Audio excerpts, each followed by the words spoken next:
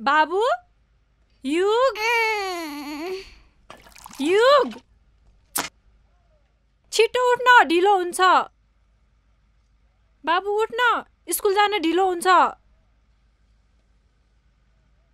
बाबु युग उठ्न बाबु ढिलो भइसक्यो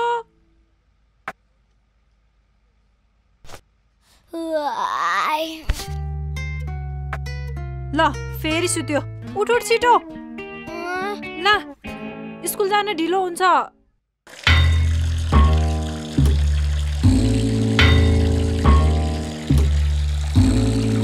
युग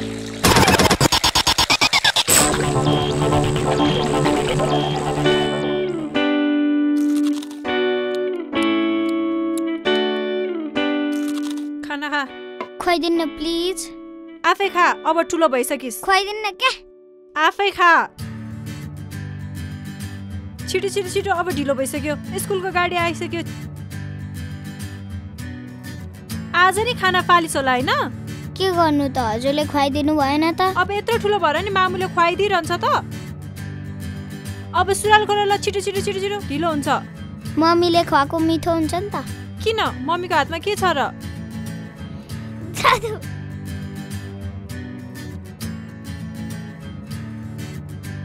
ल ल छिटो छिटो छिटो यत्रो ठुलो मान्छेलाई नि लुगा लगाइदिनु पर्ने सबै गरिदिनु पर्ने ल बाई मामु बाई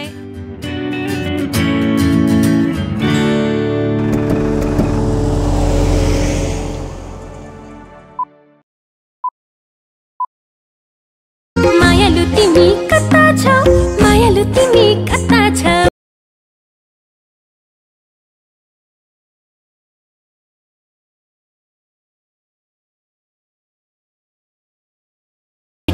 छैन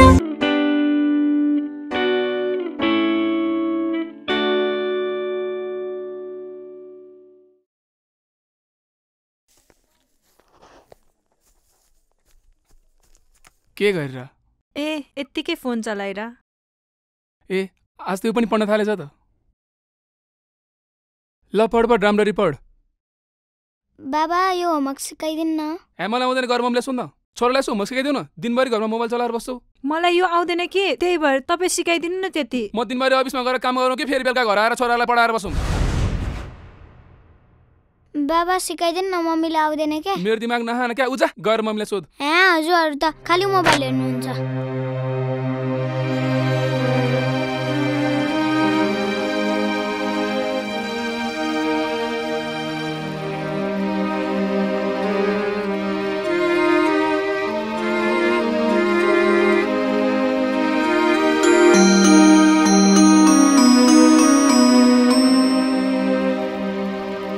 भयो तिमीलाई आज त एकदमै स्याड देखिन्छौ त बरु भन न आज तिमीले के खाजा खायौ के खाजा खानु नि मम्मीले जहिले क्यान्टिनमा खा भनेर पैसा दिनुहुन्छ कति क्यान्टिनमा मात्र खानु वाक्क भइसके आज त मैले खाजा पनि खाइन तिम्रो मम्मी त कति अल्छी हुनुहुँदो रहेछ मेरो मम्मीले त रोटी टिफिनमा हालेर अनि अफिस जानुहुन्छ तिम्रो मम्मी पनि के जब गर्नुहुन्छ युग मेरो मम्मी त जब सब गर्नुहुन्न खाली भ्याउदिनु मात्र भन्नुहुन्छ जहिले पनि मोबाइल मात्र चलाइरहनुहुन्छ अस्ति त दुध बसालेर फेसबुक हेर्न जानु भएको दुध जति उम्लेर सबै भुइँमा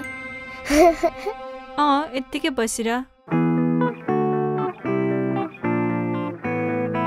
अनु एक ग्लास पानी ल्याउ त तल किचनबाट खाएर आउनुपर्छ नि अनि खाजा के बनाछौ नि आज मलाई सन्चो छैन आफै बनाएर खाने हेलो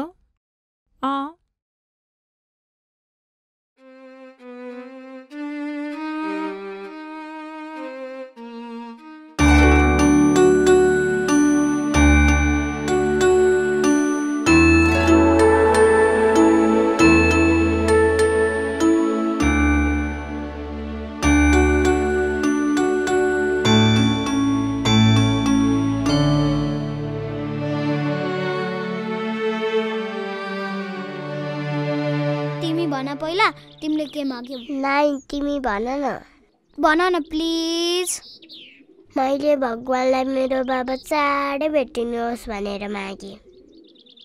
तिमीले भगवानसँग के माग्यौ? मैले हे भगवान मम्मीले टिकटक हेर्न बन्द गर्नुहोस् भनेर मागे।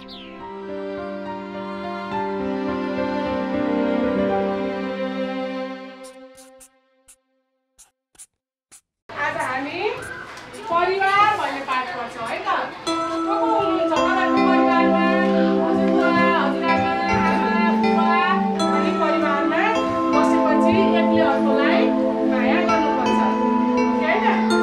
ठुलोले मात्रै सानोलाई माया गर्ने कि सानोले पनि ठुलोलाई माया गर्ने? अलिक बढी चाहिँ ठुलोले सानोलाई माया गर्ने, किनभने सानो बालबच्चाले सबै कामहरू गर्नु सक्नुहुन्न, उहाँहरूलाई सहयोग चाहिन्छ, होइन? अनि बुवाआमाले सबैलाई सहयोग गर्नुहुन्छ। तपाईँको बुवाआमाले तपाईँलाई सहयोग बाबु तिमी त अँध्यारो अनुहार लाएर बसेको छौ, के भयो? केही समस्या छ?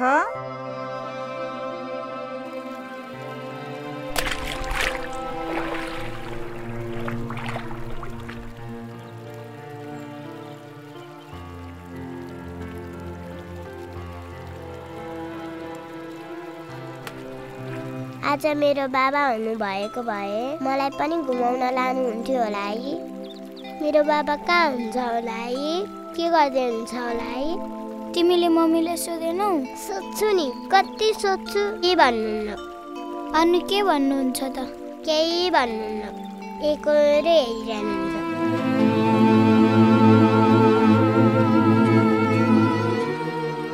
भगवानले मेरो बाबा मम्मीलाई कहिले भेटाइदिनुहुन्छ होला है? डोन्ट वरी साथी, म ठुलो भएपछि पहिला तिम्रो बाबालाई खोज्छु अनि तिमीलाई सरप्राइज दिन्छु।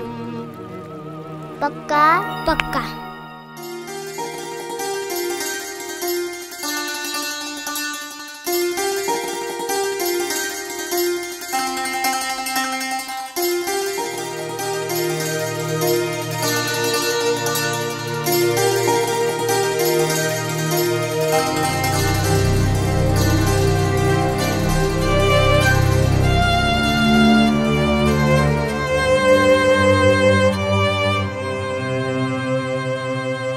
तपाईँहरूलाई आज मैले के भन्न बोलाएको भने नि, बाबु अचेलभरि अलिकति निराश देखिनुहुन्छ। कक्षामा साथीहरूसँग नि त्यति बोल्नुहुन्न। अब शर्मिसहरूले पनि अलिकति बाबुलाई घरमा केही समस्या छ कि भनेर भन्नुहुन्छ। टिचरहरूले पनि बाबुमा केही समस्या छ कि परिवारमा केही समस्या छ कि भनेर यहाँ सल्लाह गर्न बोलाएको। हेर्नुहोस्, हामीले बच्चालाई घरमै पढाएर ट्यालेन्ट बनायौँ भने तपाईँको स्कुलमा किन पठाउनु? होइन, यत्रो अनावश्यक फीहरू के को लागि लिनुहुन्छ तपाईँहरू? हामीले त घरमा पढ्यौ, होमवर्क गऱ्यौ भनेर सोध्ने मात्र हो। तपाईँको स्कुलको यस्तै पढाइ हो भने म मेरो बच्चालाई निकालेर सरकारी स्कुलमा लगेर हाल्छु। होइन, तपाईँ आवेगमा किन आउनुहुन्छ? यहाँ त हामीले बाबुको के समस्या छ भनेर सल्लाह गर्न, कसरी सुधार गर्न सकिन्छ भनेर सल्लाह गर्न पो बोलाएको। तपाईँको बोर्डिङले यत्रो अनावश्यक फीहरू के को लागि लिएको? खेलकुदमा यति, डान्समा यति, म्युजिक यति, खै के चाहिँ सिकाउनु भयो? स्कुलको मात्रै पढाइले सिकाइले पुग्दैन।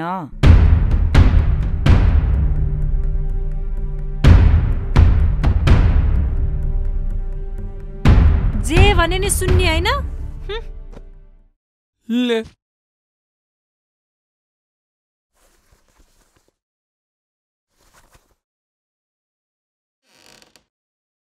कति रिसाउँछ है तिमी? अलिकति कुल हुन आउँदैन? ऊ अहिले सानै छ, फेरि तिमी छौ त उसको हेरविचार गर्ने भनेर पो मैले केही नभनेको।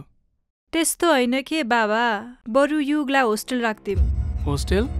ऊ अहिले बच्चै छ, त्यहाँमाथि अहिले उसलाई होस्टेल राख्ने पैसा हामीसँग छैन। काठमाडौँको यस्तो महँगी, स्कुल फी तिर्नै पर्यो, बिरामी खर्च, चाडबाड पनि मनाउनै पर्यो।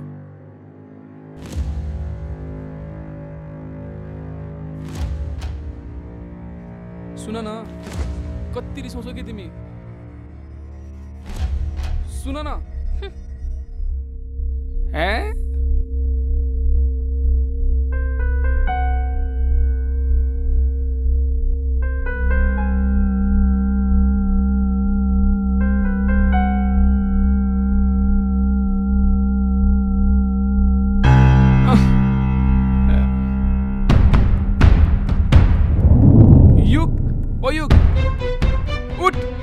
यहाँ मेरो निन्द हराम गरेर त सुतिरहेछस्? यहाँ चुप लाएर बस यहाँ। ए यो तेरो काम? मम्मीलाई दुनियाँको गाली खुवाउँछस्, बाउलाई सधैँ भएर दुःख दिन्छस्। तँ त्यही बदमास गरिस् भने क्या तँलाई घरबाट निकालिदिन्छु। तैँले होमवर्क गरिस्, तेरो होमवर्क देखा। तँलाई त क्या तँलाई धेरै माया गरेर पुलपुल ल्याओस्। तँलाई त लजा। कस्तो मान्छे होला, काहीँ रिस पोख्न नपाएर या बच्चालाई आएर गाली गरिराखेको। तिमीले नै हो यो पुलपुल ल्याएर यसलाई। सुतिरहेको बच्चालाई त्यसै। के भयो बाबु, किन यहाँ आएर सुतेको? नरो बाबु।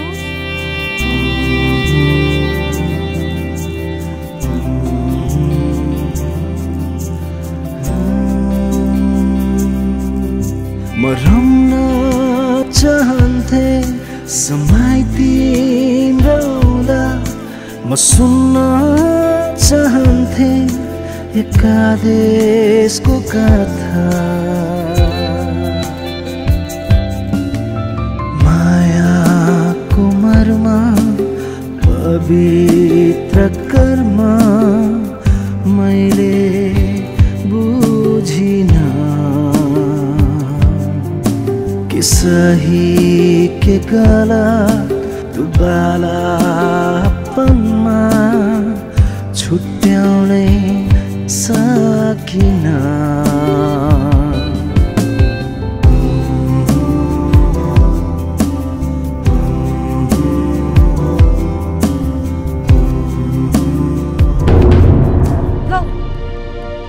बाबु घरमा कतै छैन।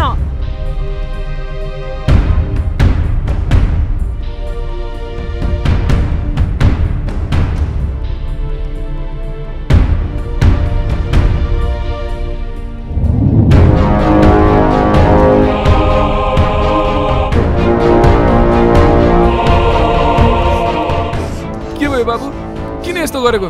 बाबु बाबु बाबु हिँड घर जाउँ। यस्तो जाडोमा के गरेको बाबु? हिँड बाबु, घर जाउँ न। हिँड। किन आउनुभयो तपाईँहरू? तपाईँहरूलाई मेरो मतलब नै रहेन रहेछ। मोबाइल भए पुगिहाल्छ। दुनिया यो मेरो कतै छुटी गएछ, खुसीको त जुन बादल भित्रै लुकी गएछ। मायाको मर्म पवित्र कर्म मैले बुझिन, के सही के गलत तु बालापनमा छुट्याउनै सकिन।